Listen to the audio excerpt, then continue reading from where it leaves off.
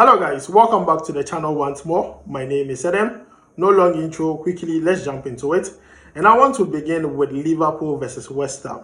The scoreline at the end of the game was Liverpool 5, West Ham 1.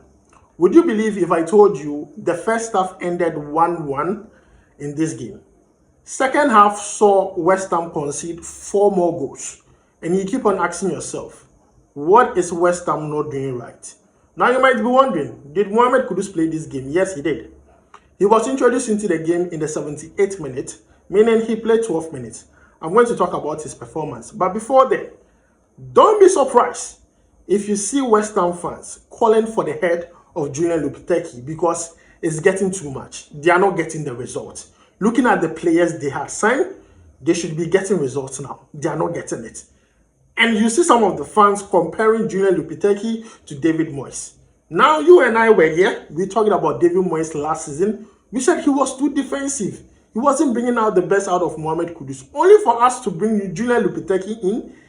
And he has just changed the whole thing. And West Ham is looking so bad. Every single time they play, there is no cohesion. There is no communication. There is no system. There is no tactics. Everything just bad. Very bad. And you see, Julian Lopetegui, he's living on a straight line right now. If they don't win their next 2 games, I won't be surprised you start seeing banners or hashtags saying that sack Julian Lopetegui or Julian Lopetegui out because enough is enough. We have to wait for another game to see Mohammed Kudus score. Last season, by now, Mohammed Kudus was already scoring goals. We were excited. Looking at his performance last season, we were hoping that this season it will be different. But no, that wasn't the case. Today, once again, West Ham lost. And they just didn't lose by any goal margin. They lost by 4 goal margins. Why? I know it is Liverpool, but this same Liverpool struggled against other clubs. Now, let's talk about Mohammed Kudus. He was introduced into the game in the 78th minute. And before he was introduced into the game, West Ham were already losing 3-1. When Mohammed Kudus was introduced into the game, they considered 2 extra goals. Mohammed Kudus could not do anything. He did his best in the game. He couldn't do magic to impact the game or anything. He did what Mohammed Kudus would do. And no, funny enough, today, when he was introduced into the game, he was playing on the right wing. So he came in place of Bowen. But then he had some few touches. It wasn't enough. And clearly you could see West Ham have not gelled yet. It's as if most of the players don't know what it's about. And at this moment, I'm feeling sorry for the fans. I'm feeling sorry for some of the players because coming into this season, we all heard Mohammed Kudus saying that. I mean, he has already announced himself. It's just a matter of, maintaining the standard. He can't maintain the standard with the way they're playing. And I always have this saying that football is a team sport.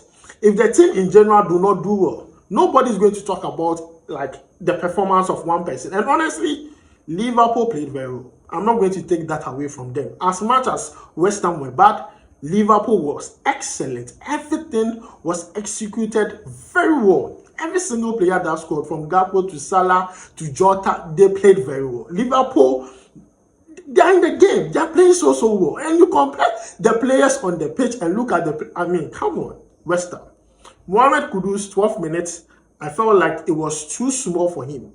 I'm not saying Mohammed Kudus should play every single game for West Ham this season, but then it was clear that Julian Lopetegui needed Mohammed Kudus in the early part of the second half. You bring him in 12 minutes to the end of the game, you want him to come and do magic. Mohammed Kudus is not a magician. Julian Lopetegui. Mohammed Kudus is not a magician. You bring him in the game where you're already losing, you want him to come and do magic for you. This season, I won't be surprised if Mohammed Kudus do not reach the standard he was last season because of what happened. So, guys, this is my own takes on Mohammed Kudus and West Ham. We have a lot to talk about, so let's move away from that. Arsenal versus Bolton. Thomas Partey did not feature, and I think that is the right decision by Mikel Arteta. Thomas Partey, we all know his injury history, and this is not a game you want to reach Thomas Partey in. So in the midfield was Declan Rice and Jorginho, and I feel like Thomas Partey needed that rest. Thomas Partey was part of the unused substitute, and to me, I think that is perfect. There's nothing more I can say. Thomas Partey needs to be protected. Thomas Partey needs to be, carefully managed so that he doesn't get injured again, because Arsenal are in a limbo. Odegaard is not there, so Thomas Partey not playing did not come to me as a shock. Next, let's talk about Galatasaray versus PAOK. And we know PAOK, we have a black star player in there called Rahman, who plays their left back. Rahman today scored a goal, but that goal was an own goal. Yes, Rahman scored an own goal today. And I feel like own goals are part of football. It happens. He did not have a bad game, but then the own goal just happened, in my own opinion. You can't just use that own goal to rub off how well he performed in that game.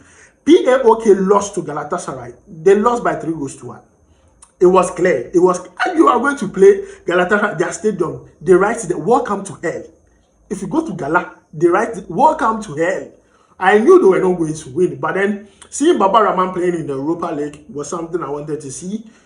And I believe that more games are there to be played. So it's just a matter of him getting the confidence, forgetting about the own goal and playing very well. To me, I think he did not do anything bad. It was just clear Gala was a very bigger side than PAOK. Rahman did his best. Now, moving away from Rahman, let's talk about Majeed Ashimeru. You know, when I'm talking about Majeed Ashimeru, I'm happy. Majeed Ashimeru featured for Anderlecht today. He was introduced into the game in the 70th minute. Another player with a very bad injury history, and I'm happy with the way he's being managed by his club side, because it's just a matter of how you manage the player not to get injured again. We also need Majeed Ashimeru, because looking at the Black Star squad, he's our creative spark. And he comes into the Black Stars and Otuado will be playing Nanako with him. I don't understand. This is a player who is very creative. You know, like he knows his job. He knows his job. Anderlecht, he knows his job. He came into the game. Anderlecht won that game by 2-1. In the game, they had a red card somewhere. But then, regardless of the fact, I'm happy that Majeed Ashimeru is playing in the Europa League. He's getting game minutes. This is good for us. This is confidence building for the player for any time we call him to come and play in the Black Stars. Let's talk about the next game, which is AZ Alkmaar versus Elfsborg. That game ended in a 3-2 win for AZ Alkmaar, and there were a lot of Ghanaian players in this particular fixture. For AZ Alkmaar, Ibrahim Sadiq was in there, the new boy on the block. The player everybody is talking about, Mohammed Kudus teammate at Right to Dream and also at Norgeland. And today he played the game up to a point where he got injured. When he got injured, he got replaced. So he did not see the game to its end. So Ibrahim Sadiq did not play the entire 90 minutes, but then his team won. On the opposition side, Elfsborg. On the opposition side, Elfsborg, there were 3 Ghanaian players in there. There was Michael Bedu, who was playing as a center forward for them. He has earned a call-up. He has been on Black Stars provisional squad list, but then has not earned a call-up yet. A very good player. Terry Yegbe, Ghana under-23 player. He played in that game. Jalal Abdullah, he also featured in that game. He came in the second half. So these are Ghanaian players who featured both in the EFL Cup and also in the Europa League. If there's a player I've not mentioned, let me know it down below in the comments. This is where I end today's video. Mohammed Kudus in situation, I'm not happy. You know I'm a Kudus fan. I'm a West Ham fan. I mean, the day Mohammed Kudus to score, I'll wear West Ham jersey. I mean, I don't know why I should even wear it. They're not even performing well. You see that thing? So, Charlie, this is where I end today's video. Let me know your thoughts about it down below in the comments. Thanks for joining me. My name is Adam. I'll make sure to see you in the next one. Charlie, we go bye.